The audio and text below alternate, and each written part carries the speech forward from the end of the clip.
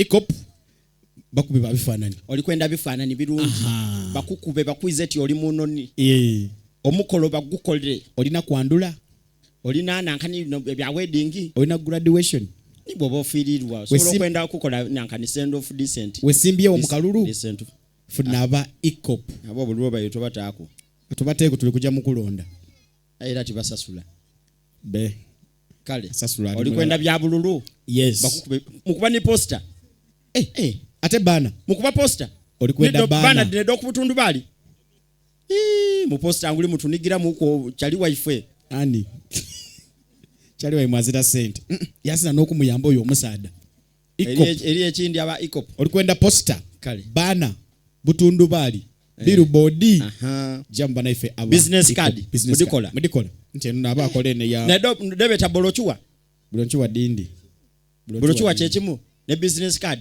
ate kalenda muwandika ku t-shirt. Follow us on Instagram at Ecop Photography or call +256 702 935 078. Don't forget, they do it smart. Book with us today. And branding at Print Creations. From custom gift sets to unique promotional items, creative signages and general printing, we've got everything you need to elevate your brand. Visit us at Chum Towers, Suite 70 on Kuruma Road, Lighthouse, Suites D14, D15 and F13. We offer a wide range of stationery supplies, awards and a vintage collection that stands out. Call us today at 0934 893 333 or WhatsApp 0702 683 317. Follow us on Facebook, Instagram and X at Print Creations. Print Creations, where quality, excellence and uniqueness meet.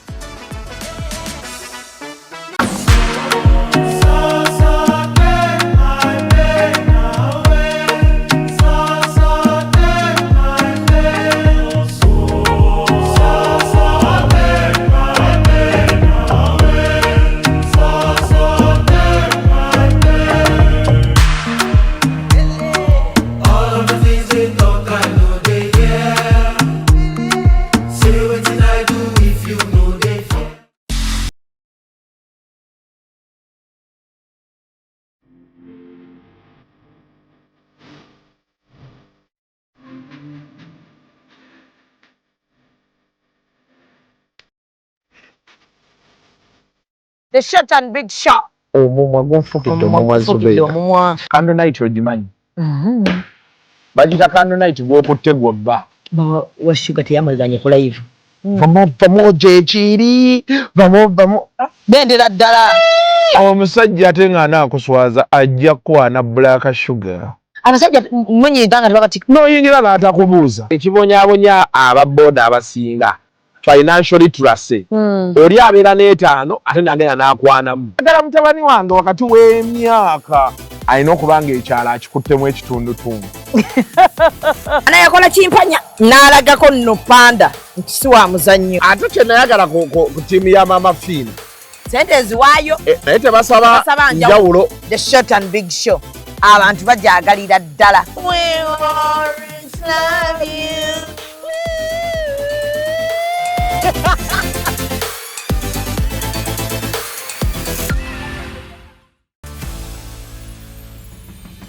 Beyond the hijab. Polygamy mumukwasaganya mutya. Polygamy atabuka abantu ne bayomba. Ebisiba gitwerega. Al-khabithatu lil-khabithina wat-tayyibatu lit-tayyibina. Omukazi omubi wa musajja mubi. N'omulungi wa mulungi. N'ekikuuma obufumbo. Sebyo bye batubulirira basenga.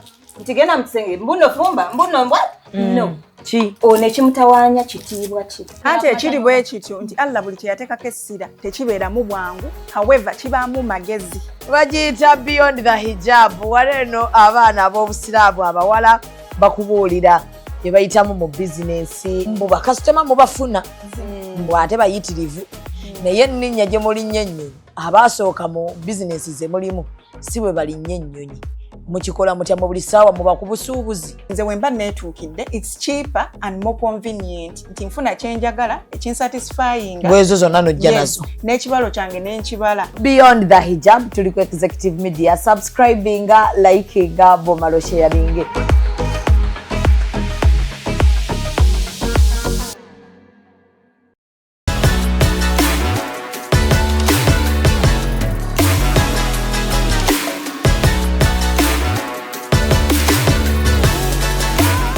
buli mukazi aba golodi abasajja amagezi gazze oyo golodi. Yes man, nze Jova Mbezinda nga olina okubeerako atero gitumbule atero gitege atero subscribing ku Real Time with Mimi Executive Media. Era I'm here seated as a youth from northern Uganda. Nibategeza nti we have 5 years. But in 2-3 years that you have started your term, if nothing is done, I swear I'll be one of the people abagenda ogenda mu opposition. Mu parliament tebali confronting needs of youth of northern Uganda. To never dropouts in school, abana bobuwala like they are being forced early marriages, teri mirimu, like so many things. First of all, gundi waffe. Youth MP waffe kati ye alinga sile queen. Ali kubibye. Engudo za FMB, like for example, hospitals of northern Uganda. Abana bafa, abakazi bafa. Buli nako omukazi ava waka agenda kuzaala takomawo. Our health standards in northern Uganda are binyo. Leaders of northern Uganda, what are you going to do about that? Balemo kutuula of getting money at the expense of other people, and then after 5 years you want to come back. We vote for you. Tunonya kalulu tugenda chikola. And NRM, we are tired of using us. You have seen most of the votes this time for the president came from northern Uganda. I personally, I campaigned for the president as a child of a soldier in northern Uganda. My inbox, people have come to my inbox. Kubanga someone has money, you're going to grab someone's land because you have money. We go to the leaders who are responsible. They don't talk about it. They just leave it there. Why? Because they are leaders. They think they can drive some cars. They think they can get some money. Neda. We have put you there because you're leaders and you should be the voice of the people in that parliament there. And if they are talking about corruption, people think it's only among who is corrupt. I wish General Muhozi can sit and like, okay, let do an operation on all the leaders, region per region. Northern Ugandan leaders have money. They have buildings, landed properties at the expense of their people suffering.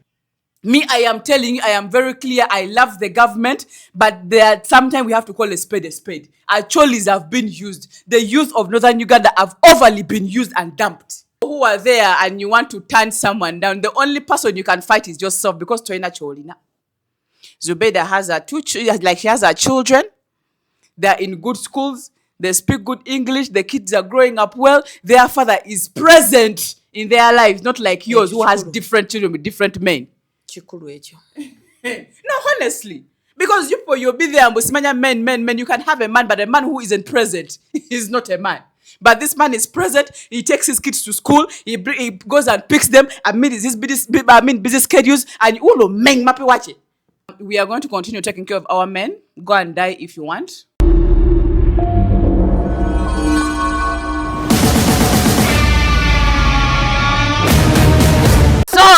Subira buli omu ali bulungi kamera nkira. Akulindemu omuntu bw'aba akola mulinde.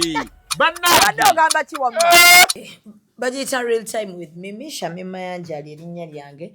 Njagala okubeebaza okulaba, okubeebaza okubeerako n'okubanga musharinga waako ono. Mwebale nnyo, mwebalire ddala. Ayaka tweyungako bagiyita Executive Media. Eno program bagiyita Real Time with Mimi. Kumakya tukeera ne fitness mode. Kusaawa 4 tuleeta Real Time with Mimi. No regular era ne bateekayo programs endala. Ndine muwala Obote, Gloria Tracy Ayot. Oli otya madam? Ennyala yange oliise bulungi. Bakwe kukyonywa. Bampeeyo kimama. Nedero iko wazze oli mu mood. Nenda. Oli bulala sede za kamezo yolanje oli. Tuziri eno ziggwewo. Oli otya? Ndi bulungi. Mama, nga your skin is skinning. My skin is skinning. Ne buli muntu abadde ndaba. Waliwo products ze nkozesa. Ne wano the body. Amanya abantu abakazi bafa nnyo ku face, but temufa ku body. Nze omubiri gwange gwonna. Waliwo omulaba gamba abantu olina okusiiga omubiri gwonna. Ebizigo. Kati waliwo package je nkozesa ya 7,000. Era nzijidde kulaba ne kagundi kano. Muloza kaki? Mukalaba? You see gundi sunscreen. Muna wano sunscreen agula mitwalo 10 and 30. Mwongera okutegeeza abantu nti ate nga mukozesa ebintu ebiri original mukozesa. Wano waliwo eyaŋŋamba kati gwe atali muzungu lwaki okozesa sunscreen. Nabiraba okwo nga bayomba ekyo nakyo lwafuuka olutalo ku internet. Okozesa otya sunscreen gwe atali muzungu. Banaye mwessaawo. Abazungu kabe bakozesa sunscreen ate kati abaddugavu. Manyi musobi ki gye twakola fe abaddugavu okubeera ku nsi ya Mukama. Nabagamba wanti omuddugavu bwe bagenda omuwasa n'omweru. Sente z'omuddugavu nnyingi okusinga ez'omweru. Bad price ey'omuddugavu nnyingi okusinga ez'omweru. Kubanga oli ku kizigo omweru ffe tuli ku nakyo. Ekitegeera. Muli mutya? Tubaagala nnyo abagazi ba mimi. Kati like for the first ne one kubanga tuweya omusana gukuba like. Nenga waliwo products ebizigo inane ka beauty milk enywa katabula kabeera kalinga mata. Bobo kanywa katesinga cappuccino. Ninane zi vitamin C pills emmira. Era ngenda okunyira nti mwanga mati ndi muddugavu nnyo kati kankole ku skin ebere uniform. Kyokeno wansi oli mweru muzibu. Nkugambye. Anti mbikayo. Namuka omusana gwe Kampala tegunjagaliza. So speaker yalondeddwa. Yes. Kati ebintu birina otutambula kati tulinda olwo cabinet ate era naye tuteeke ku bunkenke. Obula cabinet eyo. Njagala kutumira ku Jeno Muhoozi. Nti Jeno. Ennaku zino you're not a joking subject. You're not. There is a saying, a man of his words. Baba. Jeno naku. Ye buli kyayogera mukambwe era mumwesonyiwe mumwewale mukole byayagala. Muli mutya n'ekibiina kya baana b'abajaasi. Ekibiina kiri awo. Muli omukola mutambuza emirimu. Tukola mutambuza emirimu. Era twagala ne Jeno Muhoozi naye ajje kubanga naffe muffe eri abaana b'abajaasi abali corrupt balya ssente. Naye alina obbakolako. Ebyo oluusi bye byakuleetera ebizibu. Bye byandeetera ebizibu ne bampita omulalo. Mpozi naye bakutera post nti oli mulalo. Bw'osanga omukyalo ono tokuba eyange yabadde kaleko nti ansibye. Naye eyo ono baateekako mulalu bw'omusanga tokuba. Naye abantu tebakukubira amasimu ne balowooza ogudde eddalo ate. Baakuba abantu baakuba. Naye kyannyamba kwolwo. Post bwe yafuluma nali ne bebe. Twali tugenda ggulu. Nangamba kakana. Bebe wange muyita bebe. Tubuzaabuza nti. Teekako my husband bebe. Wakati ffe tujja lowooza wali ne bebe kulu gwe tumanyi gwe bayita bebe. Kati bawo muyita bebe. Muyita bebe. Bebe wange. Saagala muyita bebe simanya bebe bya bulijjo kati kamuyite bebe. Yani omulala ayita bawe bebe. Ate waliwo eyo nayo kape eyo nayo. Sigo muyita bebe. Nze muyita bebe. Ye ampita Her Majesty. Bangambye kirala. Bakugamba ki?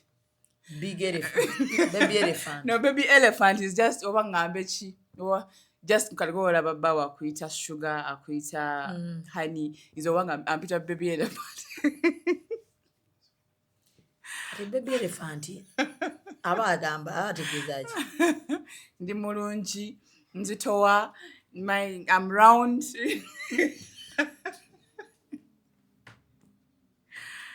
Nenga musimu ye ya savingako Her Majesty.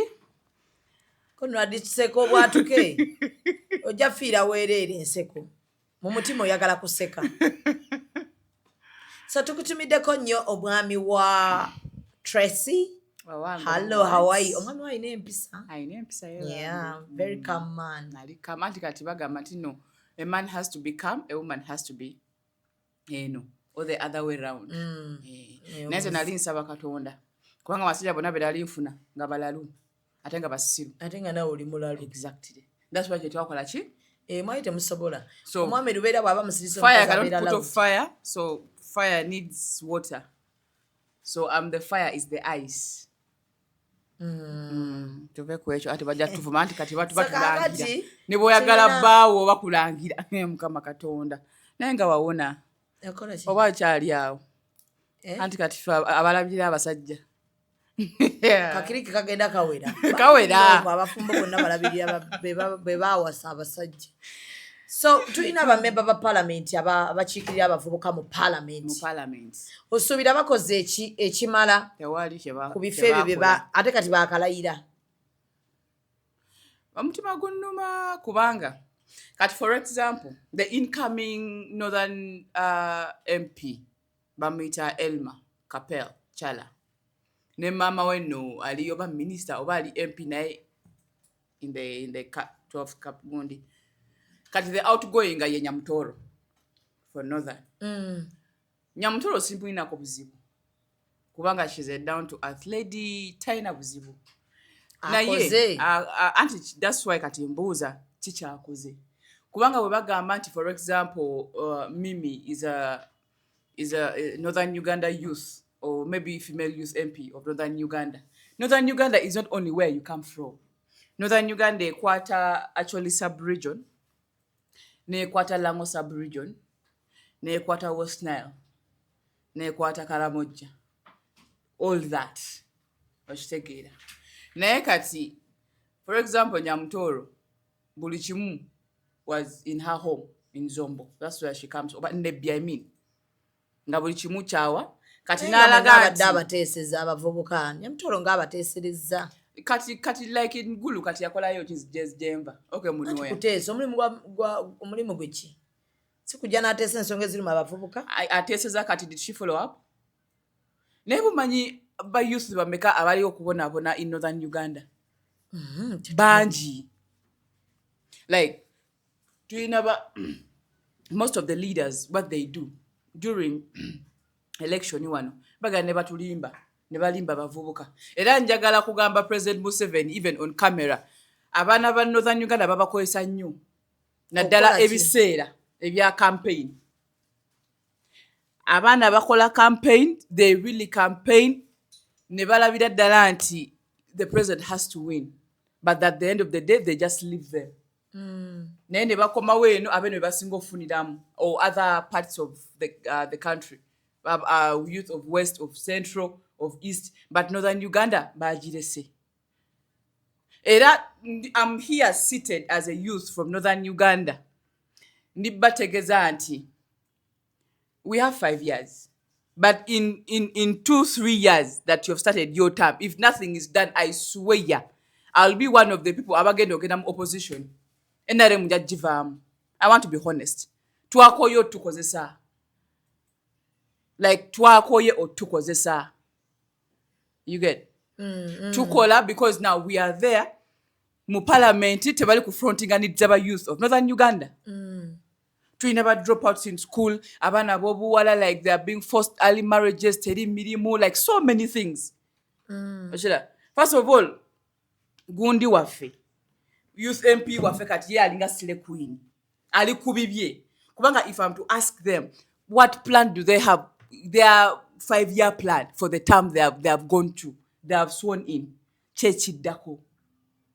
Are they going to still go and sit there and for them what they do is getting money and doing whatever they're doing? Neda. Era I salute our mayor of Gulu, Honorable Julius Labeja. Ye ugweya gutandise after swearing in on Tuesday. Twamulabye Gulu town, batekayo lights. Almost everywhere. Lights Zoku streets. Ye atandise okola with high gear. At least do like that. But temwina chemuzako. Leaders of Northern Uganda, like they need to come and they help Northern Uganda, like people. Tuinabana ku streets. Not everyone is meant to be on the streets. But what have they helped? MPs kubira, they don't even pick your calls. Omuntu omukubira, ze waliwo minister gwe nakubidde. Yanonyeza nga yagala mukolera akalango ne mukubira. He had my voice after my name na Jackson. Nengamba katona afachi. Temuwa abantu budde. Era wa munozi. Wa munozi. Temuwa abana budde. Just muri awo kubanga when things are like byemukola tetubiraba. We don't see, at least like our leaders even, at least we see what they do. But I want to know, like, you know, is I'm from Northern Uganda, I'll hit the nail on the head. There is nothing they have done. Mo organizing ebintu like leaders which nemwitaba leaders. Ngawola, we have organized something to Tukooye. Mimi, you come and represent. Nebo tebachikola. Asavali atumo mulala oba college together. You don't tell me that only leader or maybe an MP. Kati in your area, let me say waliwo eyafude atenga amanyikidwa mu kifo no tajja kuchiikira your people. What kind of leadership is that? Engudo za FMB, like for example, our hospitals of northern Uganda, abana bafa, abakazi bafa, buli nako omukazi ava wakagenda kuzala takomawo, afa abana bafa. We don't have our health standards in northern Uganda. Mbinyo. It's very bad. Ateneshira this thing of omutaina sente agenze mudwalire omukazi agenze kuzala taina sente ogenda tabagenda muzalisa kubanga taina sente agenda kufa. At the end of the day, what is that? Those hospitals are meant to be there and treat people.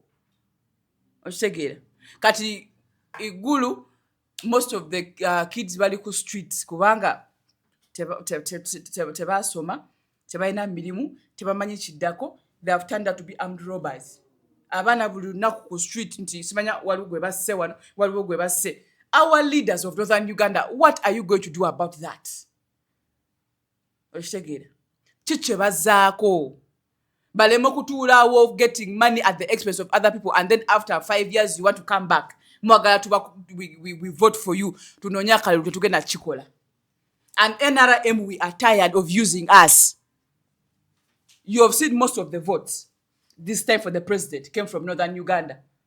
I personally, I campaigned for the president as a child of a soldier in northern Uganda. But where are we? Oshegera abantu akosa sente zaffe tuziteekamu. Nze I was in Gulu for 3 months sleeping in a hotel nga akosa sente zange. Njagala any leader yave yangame chito sinakuwa sente, and you come with proof. Teri Oshegera.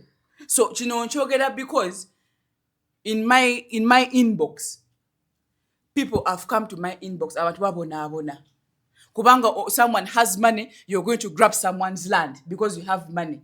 We go to the leaders who are responsible. They don't talk about it. They just leave it there. Why? Because they are leaders. They think they can drive some cars. They think they can get some money. Neda. We have put you there because you're leaders and you should be the voice of the people in that parliament there. And if they are talking about corruption, people think it's only among who is corrupt. I wish General Muhozi can sit and like, okay, let do an operation on all the leaders, region per region. Ojakulaba. Northern Ugandan leaders have money. They have buildings, landed properties at the expense of their people suffering. Olinga bayitira jeno? Mkale kamuita je. Kubanga the truth is we are not benefiting anything from those leaders. Atenga ba Northern Uganda is big. Buokwata Lango sub-region that had over 13 districts. Gulu has 9 districts. Over now 13 also. Ogende Ekaramoja, you go to West Nile. It is very big. What are our leaders doing? I think that they should stop forcing leaders on us. There are some leaders who are there, they're not doing anything. Like who? I won't mention Nigeria when I will be man. But the truth is, let them work. But no leaders, you just look from their faces, you think they are going to help you, but when they go to that parliament, there is nothing they are going to front. And leaders were fronting but when the money comes, it diverts to their own personal gains and use. Factories in northern Uganda are not revamped. Kubanga those factories, if they are all working, factories which were abantu banji, how about it employs the youth who are on the streets? Oshegera. By revamping those factories, they employ people. Oshegera. We have projects that are there that maybe abana Muwala, they know how to braid hair or kutunge ngoye. How about the government or our leaders at our proposal? We need machines. You want to tell me government that's all even if it's only 100 machines, sewing machines, to ziwa abana abawala abakazi, widows of northern Uganda who are suffering. That is what they're supposed to table. Changing clothes every day and night. But because we have put you there, because you've tried, you got your way to be a member of parliament, because you have the connections. Some of us, if they put us to stand there with you, into people line up behind us, they will line up behind me and leave you with things you can be because you have some connection. Wallahi. I'm telling you the fact. So munange, those leaders nsobola bulungi nnyo tobango yaga kujambya bufuzi properly. In my home area of Nowhere, 2031, I am coming as a woman MP, whether it is money or not money, and I will go through, unless otherwise. Because mukole ebintu bya mebibanyumira. Muddawo, you're not for the people. We want leaders who are for the people. So please. So ayoti mukambwe ekitufu balida mukole balina okukola. Mukole abantu bagenda leba beesiga ne mubeera awo nga temukoze. Ne beerabira abantu. Mugende mu parliament muteese mulabe nti abantu be mwakiikirira bafuna ebintu ebyo balina okufuna. Ayoti bawe. Ate balema okuba proposals z'abantu. I want to tell you the fact, and they should know it. Teri leader oba MP asobola otuula na coming up with an idea. N'akiteeka ne kikola. Osobola ovaayo Zubeida. With your ideas. No wandika proposal.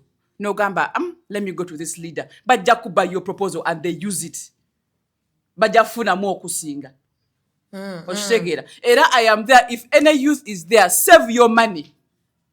Save your proposal until you have the money. Implement your proposal. Bagenda kuba bako proposals. They are going to work with your proposals. They are going to make money. At the end of the day, you're going to remain poor. I want to tell you the facts. Ate tebagala kukolagana abantu ngaffe kubanga they think tuli bagezi nnyo. I told you last time kati when they look at a person like me they think I'm eyeing a position. Oshitegeera. I can eye that position you like the way you're also eyeing it. Oshitegeera. Era nembagamba not everyone has to be in parliament. But if you're there for a reason and you're there for the people. You get? It's for God and my country, not for God and your stomach. Most of the MPs, they are just there, it's for God and their stomachs. No. And as I have told you this thing, Busmanya, you have to respect leaders because every year is I have told you, even if I walk in a room, it is full of ministers and MPs, and one minister or MP does not have a seat, I swear upon the living God, I will never leave my seat for an MP or a minister because we are one. I don't respect money. Because even if we are to sit and we table matters of the youth of northern Uganda, I can table it more than you. Because these leaders, they don't know anything about the youth, by the way. First of all, Neshida, who is the Minister of Youth? It is Bala. If I'm to ask a question, has Bala ever been in northern Uganda? Today is in Barara, today is Simanya, where? Has he ever been in northern Uganda? Does he know what the youth of northern Uganda are going through? He doesn't know.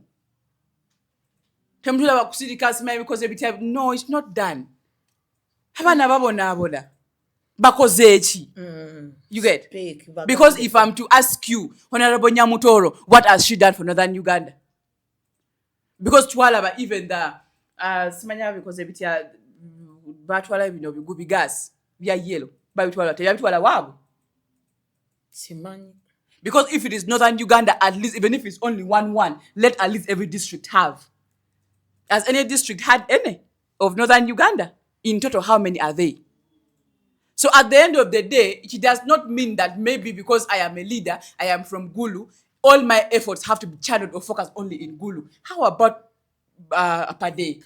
You get? How about Lira? How about Agago? How about Noya? Because all that is under northern Uganda. But again, they should know their what? Their responsibilities. We have leaders banange northern Uganda bakozechi. Anajja abana babajja ku street okuva mu north.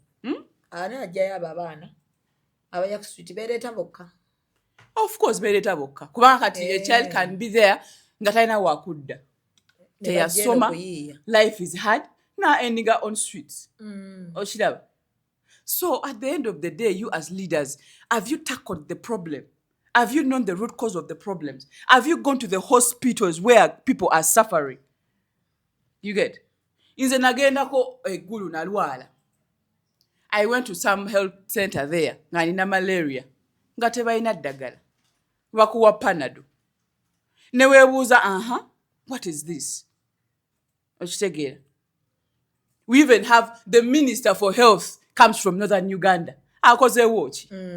Jebali, Tubali now, we have ministers. Most of them come from Northern Uganda.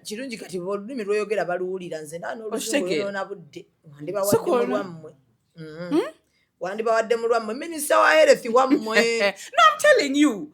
I think what you need one down makumalo. Leaders were wrong. Minister me health aki Northern Uganda. Minister Koromengo wengi aki Northern Uganda. Minister of Northern Uganda aki Northern Uganda. You get?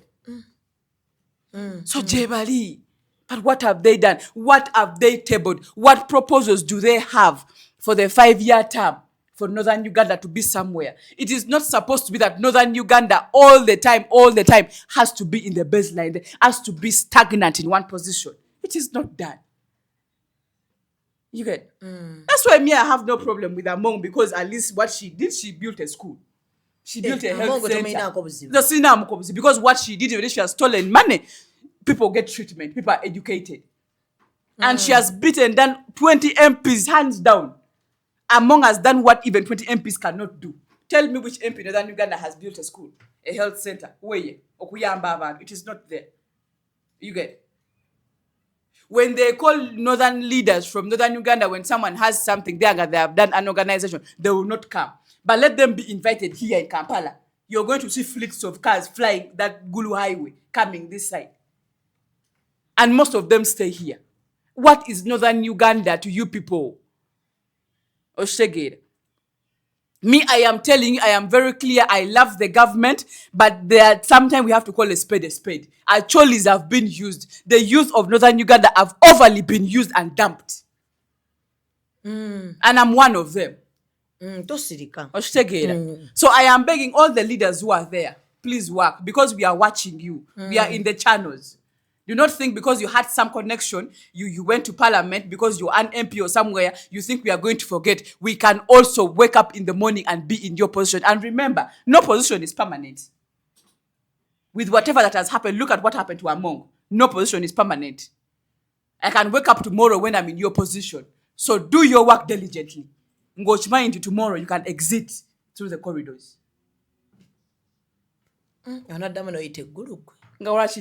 Izabe wafe banjagala nnyo. Yeah.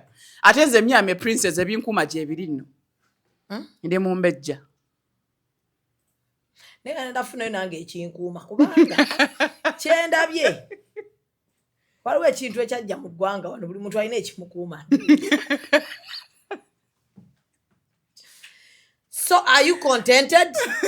I am very well, because these leaders, me have just enlightened them. At least you have seen what General Muhoozi is doing. General Muhoozi doesn't like corruption. So work knowing that cameras are on you, lights are on you. Because this parliament is not for your relatives, it's for the people. By the people. You get? Because you're in that position because I voted for you. In this case, I'm actually your boss because I gave you the powers to be there. So go and do what a servant has to do. Mpulira. Nice. Tudde ku kirala. Kale ma. Tuza bakitegedde. Bakitegedde, anata kitegedde. And by the way, I am not saying I disrespect leaders, no. You had the capacity, you've been there. But bear in mind that we are watching you. Because at this age, at this time, and this era, we are tired. You get? We are tired. Because if we are to table down from when? Okay, let me say from 2011 up to date. The northern leaders we have had, where have you put Northern Uganda with your powers? What have you done for the youth of Northern Uganda? What have you done for the widows of Northern Uganda? What have you done for the disabled people of Northern Uganda? What do you have that is there in support of the disabled people, of the widowed mothers, the young girls, and the boys on the streets? What have they done? Give us a report, and then we shall say that you're working. Don't go there and you think you can change cars, you can change dressing, you can change hair, you can do whatever you're doing at the expense of people. It will not happen. Because the youth are tired and they are now badamu amagezi. Because it is too much. Chimala. You get? At least have something planned that, okay, with the girls, what is going to happen? You get? I don't think maybe a leader can wake up in the morning and fail to donate like pads to school freely to the young girls. Also, Chikola, with all the money they get. You get? All those factories in northern Uganda, visit them as leaders.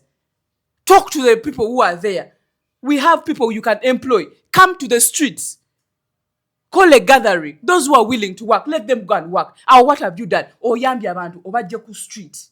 You get? It is simple. But they don't do it. Tebachikola. The widowed mothers who are there. People who have lost their husbands, they are really suffering. But what has the government done? These women are teachers, they are doctors, they are mothers, but they have lost themselves because they have lost their husbands. You get? But because now we are here for people, what have you done for them? They can do so many things. You get?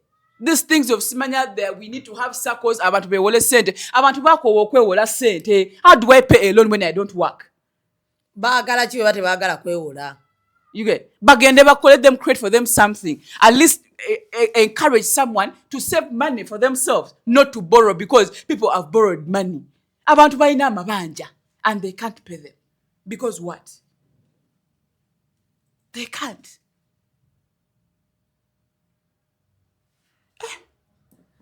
Me, I will not die poor. Never.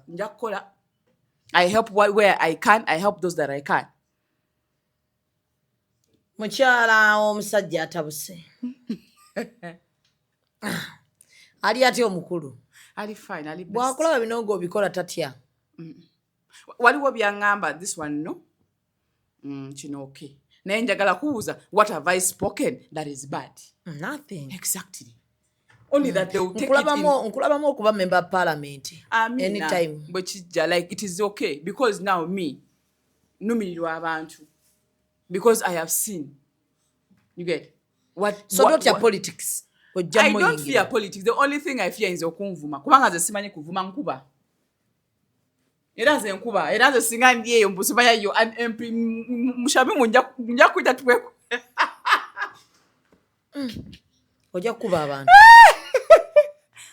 Sisobola kuba naye.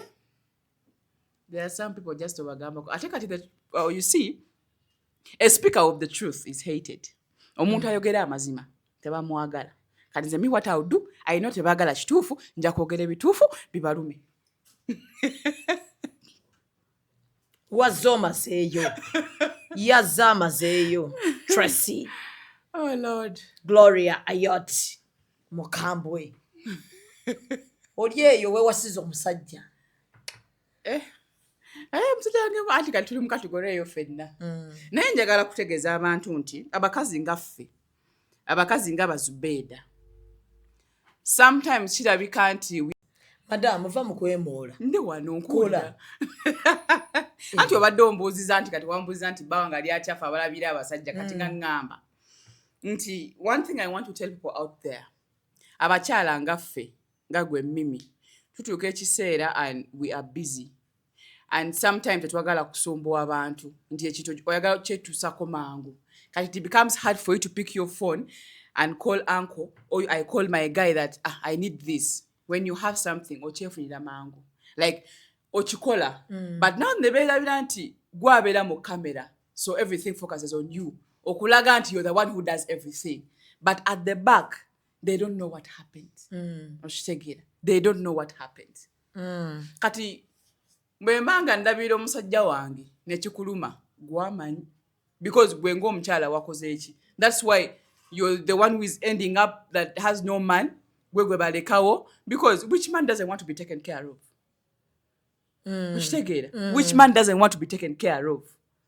You're not going to be there and you start dating someone's son and you expect akwebulichimu. It is not done. Adekatifa abakazi mutuwenye ekitiibwa because we know what balancing life is. Even where your husband is not, where your husband isn't, or where my husband isn't, life will still continue.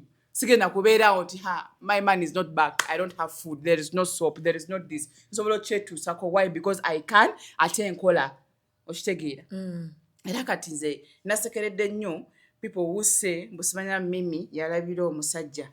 So what? It's not their business. Okitegeera it is not their business because I know your husband very well. I have met him.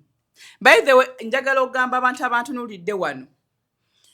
In this social media platform, abakazi abali wano, there is no man who takes care of his children like Zubeda's husband does.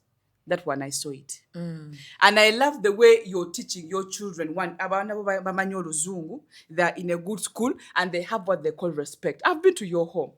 Your kids are so respectful. That alone is a weapon for you to fight them. You get? Because kati omuntu wagamba nti yes gwalabira omusajja wange no mulabirira. Because we grew up with our parents like nga we see daddy nga tasobola fuluma if his clothes are not ironed, if his car is not washed, bwabanga talidde. I'm a woman that is doing that. At that nature I want people to know. Oyuze mmotoka yo mwami. And my man doesn't have a car for now, but we are looking in that line to Sonda.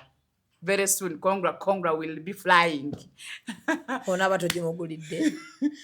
Ate wali wobuzibu eba yaffe. Eba yaffe. You get? Eba yaffe, so me I have no problem. We wanga taking care of my man chikunyiza genda ofe genda wetuge on a tomato tree. Musajja gwo munonyeza emirimu tukulaba wano ngononyeza omusajja w'emirimu. Anti kati musajja wange I told you is a professional barrister and a chef. Yeah. Bawange yakola a Rwanda, by the way. Yeah. When I met him, he had just come back from Rwanda and he had only spent 5 months in Kampala. And he wanted to go back to Rwanda and say, Mugamba, me, I don't do long distance relationship. So olofuna emirimu in Uganda here. And I'm so glad that he got a job. Go immediately. He said, Muganda, but don't go back to Rwanda. Because he wanted me to go to Rwanda with him. Me, I love Uganda. You get? Bambi. Hey, so he's working, akeera kumacha, mulabira and davidira. Hey. Tubalaba. Kati when I be there, kubanga kati that is support. Nakufumbira n'emmere nga. Because he's a chef. Ne breakfast in bed. Hey. I think we bawa chikola di abantu nulida. That is what annoys those people there. Your husband doesn't take care of you. Your husband doesn't drive you. Owazobeda amuvuga. Na mulabirira. Na mugulire mmere. What has yours done? You're there, your boyfriendless, your man kwegamba. People should let us live. I am telling you. Bine bintu tubiraba. You get? Era banange Zubeda, I thank God. Kubanga oli mukazi, you're a down to earth woman. Kasoke nkuwani. Zubeda is a woman that knows her worth. One thing I will tell you people. That in as much as you wake up in the morning, set your camera with your low data, you're there on someone. She has a family. She has a house. Ate bananga I went to her house. She has expensive things. Agwira munsize bwe. Buli lunaka engoye ezayamba taziddamu ezo ziddamu. Zubeda avuga mmoloka half fuel doesn't get done for you there okube simu yagala fuel. Mmoloka jovuga sina yo oli ku Uber. So when you're talking about people, try to respect people. Oshtegera. Ne wola bantu omuntu asiba yogera kamera ba yasama, they have built their life. Who are there and you want to turn someone down, the only person you can fight is yourself because toina cholina. Zubeda has she has her children. They're in good schools. They speak good English. The kids are growing up well. Their father is present in their lives, not like yours who has different children with different men. No, honestly. Because you'll be there and men. You can have a man, but a man who isn't present is not a man. But this man is present. He takes his kids to school. He goes and picks them amid his busy schedules. And you will meng mapi watch it. Very hopeless for like this. No.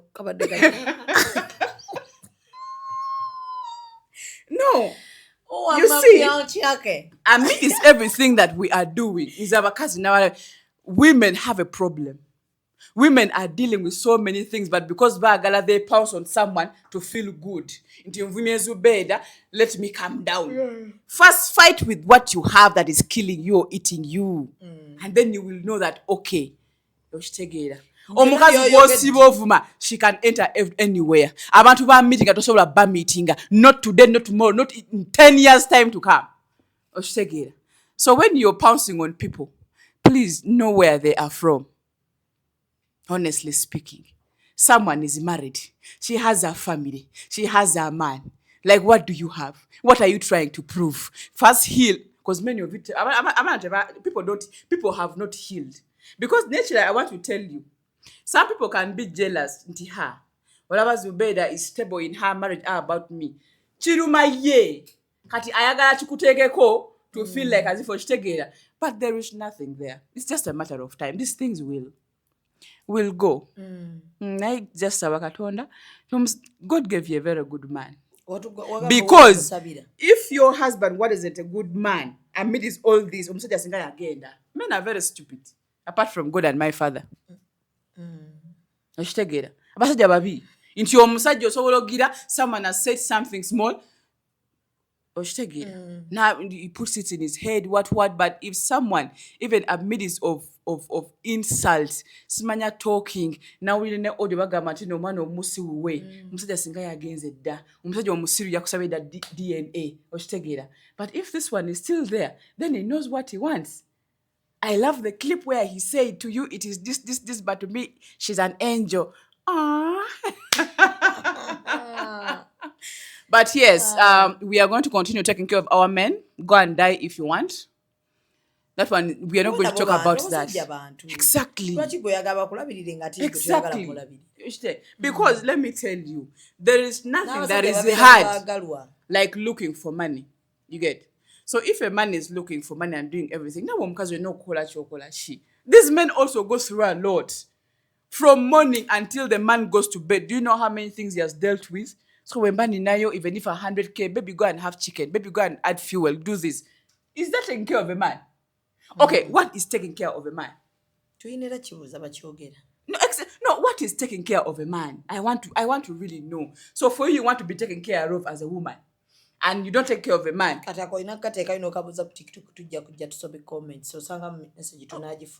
the point? Because so this person, like, you were born the same way. We are all drops of liquid. The same way your mother got pregnant to give birth to you is the same way she got pregnant to give birth to the other man. What is different? We are all drops of what? Liquid. That one. I didn't know the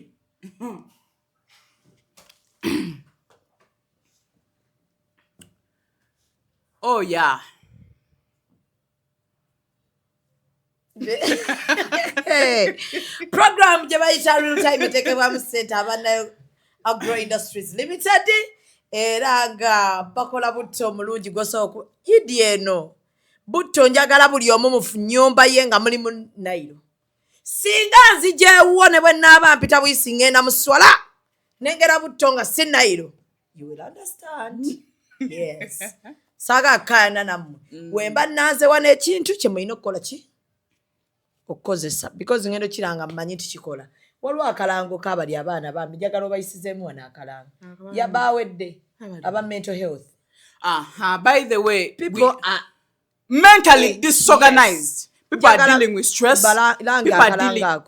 Oh, so on the 29th of May, this Friday, we have mental health awareness and sensitization program. People are dealing with stress. Simanya bakukubye, bazade bote bakwagala, omusajja takwagala, kwegamba you're dealing with so many things, ogenda ku mirimu, bakugobye, tebakusasule, like stress has a lot of things. Kati tubayita mwenna. We have tickets from 50,000, 100, 250, tables of 1 million and 2 million. Please come and be part. Because when Bodja, you might be there and you have the same problem with me. But when we sit and we talk, we shall go back when we are satisfied. So please come at Fairway Hotel on the 25th of May. Zubeda Gedabedayo. 29th. Yes. It is this Friday. 29th, Banang. 29th of May. Fairway Hotel. Sawa Meka. From 4 to 9. So we put it from 4 at least, Ogendo Kole. Then maybe from 4, someone can attend. And then like up to 9. From 4 to 9. So tujja kubeerayo. Njagala mujje bannanga abantu muli balwadde osanga onovaawo ng'owonye. Muli balwadde kubanga tosobola tuula. Naye ate kati kye tugenda okukola twetaagayo mental health awareness abo abantu batuyambe nja kubanoonyezaako ba sponsors ebeere ya bwereere tweyanziza nnyo bannange people mental Fina's office affairs that I'm the ambassador of Let's Talk Foundation because it's Let's Talk Foundation that is bringing yetegese kati I am the ambassador of that Let's Talk Foundation, so please come be part of this. It is going to be something good because tugenda tandika okukola in June. Tugenda tandika visiting amasomero because we have secondary schools and universities and we have 50 schools we have mapped out kubanga n'abaana okusomera abaana balwadde nnyo because mentally bonna abasinga bali ate abazadde bana so it's a very good initiative abazadde nammwe tuli kyali mu holiday waliwo abatannazayo baana nga balinda idi eggwe Friday omwana tulina zi programs under Let's Talk Foundation kati nze gye njagala okukwatamu kubanga eri abazadde who have failed to take care of that, okay, not failing, but eri abaana abatya abazadde baabwe nti I cannot talk to mommy because mommy ajja kunkuba, daddy ajja kunkuba.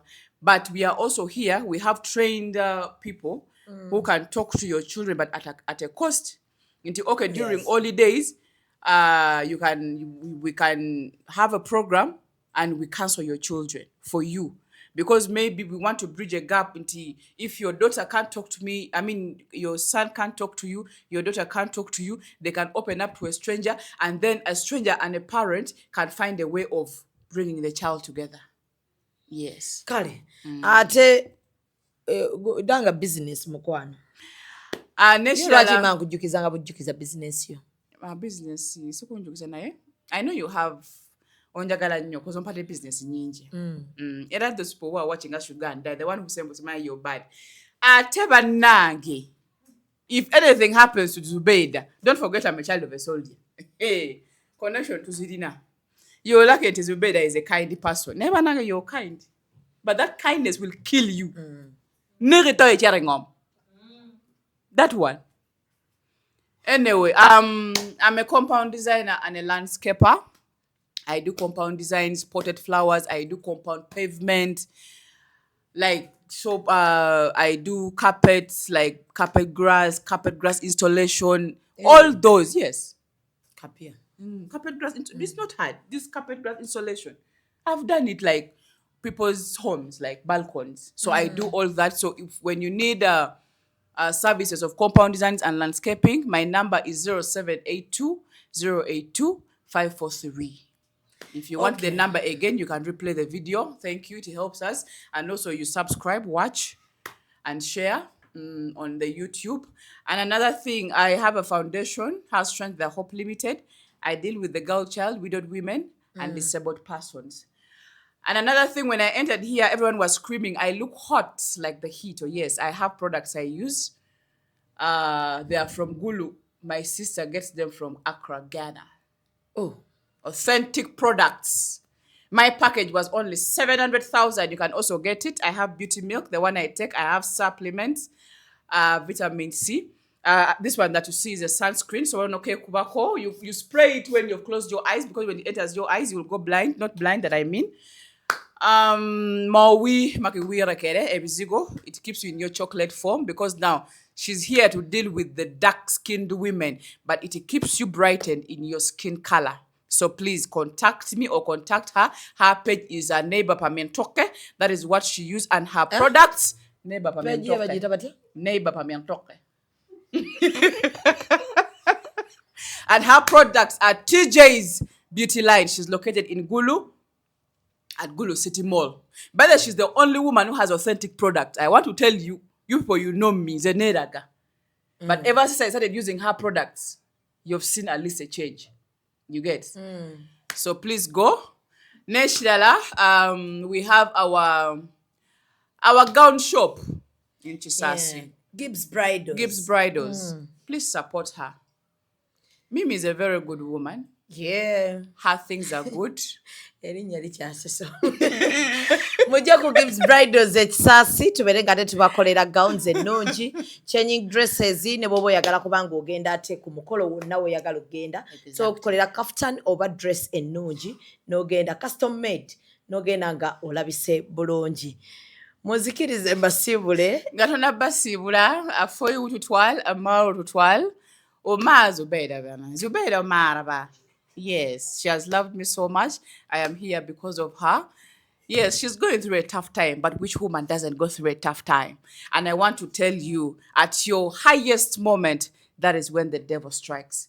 But keep calm. Amen. Executive Media. Focus, innovate, succeed.